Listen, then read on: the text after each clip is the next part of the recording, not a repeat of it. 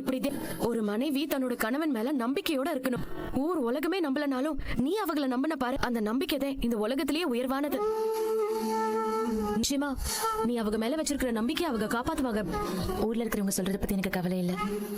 ஆனா நம்ம வீட்டுல இருக்க மாத்தே ஆறுமுகத்தை பத்தி இவ்வளவு தப்பு தப்பா சொல்லும் போது எனக்கு ரொம்ப கஷ்டமா இருக்கு. ஆறுமுகம் மச்சான் தப்பு பண்ணிருக்காங்கன்னு அவங்க உறுதியா சொன்னதை என்னால ஏத்துக்க முடியல. நல்ல வேலை நீ அன்னபூர்ணி அத்தைக்கு பேசின. இது வெறும் அட்வான்ஸ் தான். வேலையை முடிச்சுட்டு பேலன்ஸ் பணத்தை வாங்கிக்க. Okay sir. அவன் உயிர் போயிடக்கூடாது. அவன் கழுத்துக்கு கீழே எந்த பாட்டு வேலை செய்யக்கூடாது. வேண்டாம், நம்ம உயிரோட இருக்கணும்னு நினைக்கிற மாதிரி பண்ணணும். ஒவ்வொரு செகண்ட் வர்ற வேதனையை அவன் அனுபவிக்கணும். பிள்ளைக்கு அவன் செஞ்ச துரோகத்தை நினைச்சு அவன் பட்ட படுக்கையா சாகணும். சரிங்க சார், நீங்க சொன்ன மாதிரி செஞ்சுட்டு நான் உங்களை வந்து மீட் பண்றேன். அடுத்த தடவை நீ என்ன பார்க்க வரும்போது நல்ல செய்தியோட வரணும். கண்டிப்பா சார்.